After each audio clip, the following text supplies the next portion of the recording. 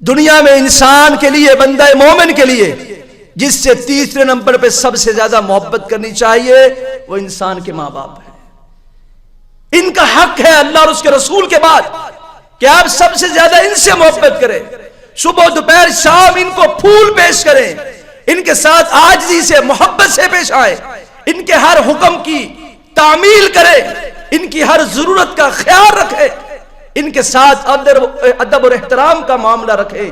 یہ اللہ خالق کائنات حکم دے رہے ہیں کہ وَبِالْوَالِدَيْنِ احسانا، تمہارے رب کا فیصلہ ہے کہ اپنے والدین کے ساتھ اچھا سلوک کرو۔ رسول اللہ صلی اللہ علیہ وسلم کے پاس ایک شخص آیا اور آ کے کہنے لگا، اے اللہ کے پیغمبر علیہ السلام، سوال لے کے آیا ہوں، بتائیے مجھے من احق بحسن صحابتی، دنیا کائنات میں کون ہے ایسا؟ کیسا زبردست سوال ہے۔ اللہ اپنے نبی کے اس صحابی کے مدفن پہ کروڑہ رحمت نازل فرمائے، میرے اور آپ کے لیے معاملے کو آسان کر دیا۔ کہا من احق بحسن صحابتی، بتائیے انسانوں میں سے کون ہے جس کے ساتھ میں سب سے زیادہ اچھا سلوک کروں؟ کون میرے حسن سلوک کا سب سے بڑھ کر مستحق ہے؟ اگر اس کا ترجمہ اس طرح سے کیا جائے، کون ہے جس کے ساتھ میں سب سے زیادہ پیار کروں؟ کون ہے جس کو میں ہر وقت آئی لو یو کہوں اور میرا یہ کہنا اللہ پسند کر لے؟ میں اپنی طرف سے بات نہیں کر رہا ہوں، سوال یہ ہے، ترجمہ بتا رہا ہوں۔ من احق بحسن صحابتی، بتائیے کون ہے جو میرے حسن سلوک کا سب سے بڑھ کر مستحق ہے، جس سے میں سب سے زیادہ محبت کروں، جس کے ساتھ میں سب سے زیادہ اچھا سلوک کروں؟ جواب سنیے رسول اللہ صلی اللہ علیہ وسلم کا، میں امو کا، اے میرے صحابی، دنیا کائنات میں جتنے بھی انسان بستے ہیں، سارے انسانوں سے سب سے بڑھ کر میں نبی تمہیں حکم دیتا ہوں تو اپنی ماں کے ساتھ اچھا سلوک کر۔ سب سے زیادہ حسن سلوک کی مستحق تیری ماں ہے۔ کہتے ہیں ثم من، میں نے پوچھا پھر کون ہے؟ کہا آل امو کا، اے میرے صحابی دوسرا نمبر بھی تیری ماں کا ہے کہ تو سب سے زیادہ اپنی ماں سے محبت کرے۔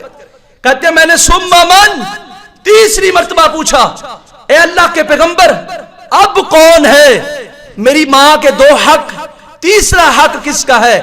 رسول اللہ صلی اللہ علیہ وسلم نے فرمایا امو کا، اے میرے صحابی تیسرا حق بھی تیری ماں کا ہے کہ تو اس کے ساتھ اچھا سلوک کرے، اس کا خیال رکھے، اس کی ضرورتوں کو پوری کرنے کے لیے محنت اور کوشش کرے۔ کہتے ہیں میں نے چوتھی دفعہ پھر پوچھ لیا ثم من، یہ میرا چوتھا سوال تھا، اے اللہ کے پیغمبر چوتھا نمبر کس کا ہے کہ میں اس کے ساتھ محبت کروں؟ رسول اللہ صلی اللہ علیہ وسلم ثم ابو کا، اے میرے صحابی اب تیرے باپ کا حق ہے کہ تو اس کے ساتھ محبت سے پیش آئے۔ حضرات تین حق دیے ہیں ماں کو۔ اللہ میری اور آپ کی اصلاح فرمائے، اللہ اس معاشرے میں رہنے والوں کو ہدایت نصیب فرمائے۔ آج آگے بھی بیوی نظر آتی ہے، پیچھے بھی بیوی نظر آتی ہے، دائیں بھی بیوی نظر آتی ہے، بائیں بھی بیوی نظر آتی ہے۔ اور بھائی اس کا بڑا حق ہے، اماں تو چپ کر، تینوں کسے گل دا پتہ نہیں ہے، کیوں میرے گھر چ پریشانیاں پیدا کرنی؟ ابا جی آپ کو کچھ علم نہیں ہے۔ او میرے بھائی اللہ کا واسطہ دے کے کہتا ہوں، اگر ماں باپ تم سے ناراض ہے، دنیا ساری راضی ہے، تیرا ٹھکانہ جہنم ہے۔ ماں باپ تجھ سے راضی ہے، دنیا ساری ناراض ہے، فکر نہ کر، اللہ تجھے قیامت کے دن اپنی جنت عطا کرے گا۔ آپ کہیں گے اتنا بڑا دعویٰ؟ میں نہیں کہہ رہا ہوں، رسول اللہ صلی اللہ علیہ وسلم نے کہا ہے من رضا الوالد رضا اللہ لہو، من سخط الوالد سخط اللہ لہو۔ اور لوگوں جس سے اس کا باپ راضی ہے، جس سے اس کا باپ راضی ہے اس سے رب راضی ہے، اور جس سے اس کا باپ ناراض ہے اس سے اس کا رب ناراض ہو گیا۔ اور میرے بھائیوں جس سے اللہ ناراض ہو جائے اس کے پلے کیا رہ جاتا ہے؟ کون سے اعمال، کون سے دعوے؟ الجنت تحت اقدام امہات، کہاں سے ڈھونڈتے ہو جنت کو؟ کیوں مارے مارے پھر رہے ہو؟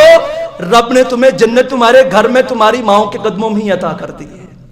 اگر تمہیں جنت چاہیے تو ماں کے قدموں کی طرف دیکھو، مطلب یہ نہیں کہ پاؤں اٹھا کے نیچے سے دیکھے جنت نظر آ رہی ہے۔ الجنت تحت اقدام امہات، ان پاؤں والی سے محبت تم کر لو، یہ ماں جو ہے اس کے قدموں میں آج انکساری کے ساتھ بیٹھنا تم سیکھ لو، اس کی اداؤں کو، اس کی رضا کو تم اپنی رضا بنا لو، اس کی اداؤں کو، اس کی خوشیوں کا تم خیال رکھنا شروع کر دو، اس کی دعا لینا تم شروع کر دو۔ تمہارے نبی کا تمہیں پیغام ہے، بہت بڑی خوشخبری، یقین مانیے بہت بڑی خوشخبری، کہ اللہ تمہیں جنت عطا کر دے گا اگر تمہاری ماں تم سے راضی ہے۔ ہمارے تمام کے تمام اعمال، یقیناً ہر مسلمان کے ہر نیکی کا کام اس لیے تو ہے کہ اللہ ہمیں اپنی جنت عطا کر دے، تو گھر میں موجود ہے۔ کوئی پیر پھڑن دی لوڑ نہیں، کسی پیر کو جان دی لوڑ نہیں۔ میں آپ کو حقیقت کہہ رہا ہوں، زندگی کی بڑی سی بڑی پریشانی ہو، صدقے دل کے ساتھ رب کی رضا اور خوشنودی کو حاصل کرنے کے لیے، یہ میری بات کو ذرا نوٹ کر لیجئے، رب کی رضا اور خوشنودی کو حاصل کرنے، کوئی لالچ کوئی طمع دل میں نہ ہو، صرف ایک لالچ، ایک طمع، ایک تمنا اور ایک آرزو ہو، اللہ تیری رضا چاہیے۔ ماں باپ سے محبت کر کے دیکھیے، اللہ کی قسم اللہ دنیا کی ساری مشکلات سے آپ کو ایسے نکالے گا جیسے مکھن میں سے بال نکلتا ہے۔ زندگی میں مشکلات آئے گی نہیں، اللہ ہر مشکل کو حل کر دے گا۔ یہ وہ دعائیں ہیں کہ 70 ولی ایک طرف بیٹھے ہوں اور آپ کے ماں باپ دوسری طرف بیٹھے ہوں، اور میں آپ کو بڑے وثوق سے بتا رہا ہوں، ان 70 ولیوں کی دعا میں وہ پاور نہیں ہے جو آپ کے حق میں آپ کے والدین کی کی ہوئی دعا کی پاور ہے۔ ان سے دعائیں لیجئے، ان سے محبت کا اظہار کیجئے، یہ زیادہ حق رکھتے ہیں باقی لوگوں سے کہ آپ ان سے محبت کا اظہار اور اعلان کریں۔ یہ